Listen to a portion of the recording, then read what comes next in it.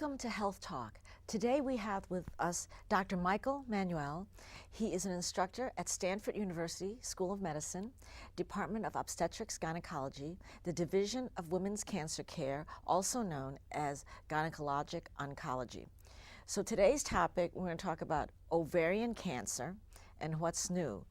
And so tell us first, who gets ovarian cancer and what is it? Well, thank you for inviting me to talk about this important topic, Gloria. Ovarian cancer is very near and dear to my heart as a G1 oncologist. I take care of patients with women's cancers or cancers of the reproductive tract, and the ovary is a very important part of that reproductive tract. Ovaries are about the size of a walnut. There's two of them, and they're deep in the pelvis. Unfortunately, ovarian cancer is picked up at very late stages because of their presence deep within the pelvis and because of the lack of obvious symptoms in the development of ovarian cancer. Ovarian cancer itself can actually be a spectrum of diseases. We often call ovarian cancer, ovarian cancer can be developed in the fallopian tube or in the lining of the abdomen as well, called peritoneal cancer. All three of these diseases we often call ovarian cancer, although they originate in similar sites to the ovary. We treat them about the same and they actually present about the same.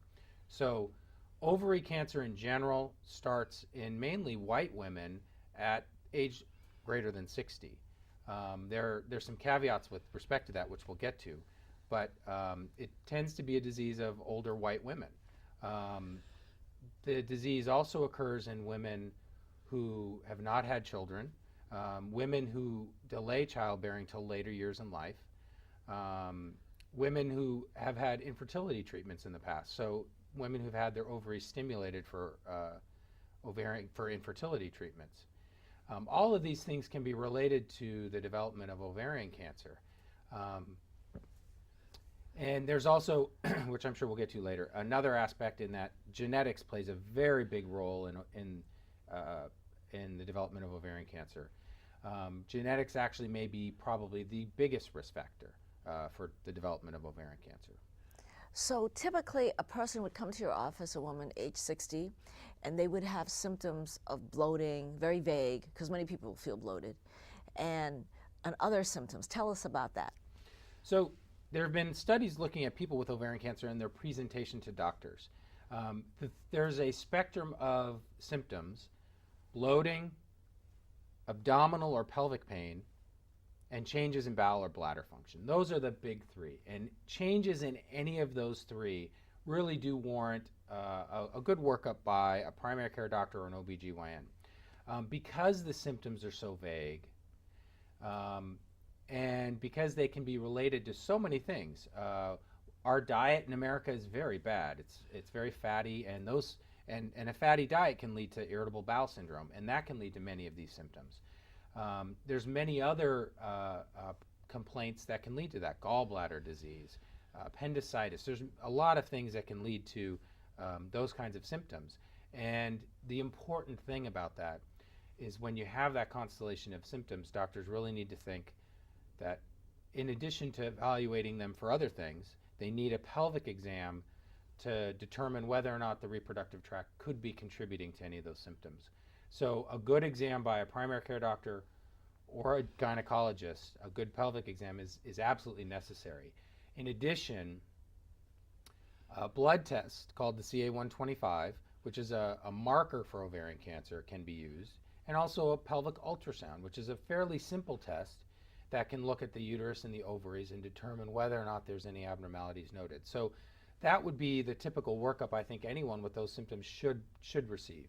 So if a 60-year-old woman comes into your office and says, I have bloating, pelvic pain, and changes in my bowel habits, and I've had this for 6 months, you would then get the blood test of CA-125 and refer them to, but you are OBGYN, so you could do the pelvic examination and a pap smear and a pelvic ultrasound. Do you do also a vaginal ultrasound? So usually a pelvic ultrasound is two aspects. One is an abdominal scan where they look at the pelvis, the pelvic features, and for the most part they add in a transvaginal ultrasound as well, because you get a much better look at the ovaries. You can look at the blood flow around the ovaries, and you can look at the cervix and the uterus. So it usually combines both modalities, but it doesn't have to. Sometimes a pelvic ultrasound with the abdominal part only can be effective enough to look for free fluid in the pelvis, to look at the ovary size, and to look at ovarian cysts. So usually it combines both modalities, but sometimes just one. So if they had these symptoms for 6 months, that's certainly much more important than saying, I've only had these symptoms for 6 weeks, because 6 weeks could be, stomach virus or something. Absolutely. So persistence of symptoms is very important, and and getting an adequate workup. Absolutely. And that if that workup is negative, it can go a long way at least assuring both the patient and the doctor that ovarian cancer, at least, is not necessarily in the diagnosis. Now, to put ovarian cancer in perspective, it is the 9th most common, but the 5th most common for death in women. So number 1 for causing cancer death in women is, number 1 is lung, number 2 is breast, number 3 is colon, number 4 is uterine, and number 5 is ovarian. So this is sort of frightening for women because there's no screening. But headway is being made in that area because there's some large cancer studies at MD Anderson. Tell us a little bit about that screening. So ovarian cancer is, the scare about ovarian cancer, and the reason I think we all need to be more aware of ovarian cancer, is the fact that each year probably 28 to 30,000 cases are diagnosed of ovarian cancer. But at the same time, each year 12 to 15,000 people die of ovarian cancer. So almost half of the people diagnosed, or at least the same number, about half the number that are diagnosed, die each year.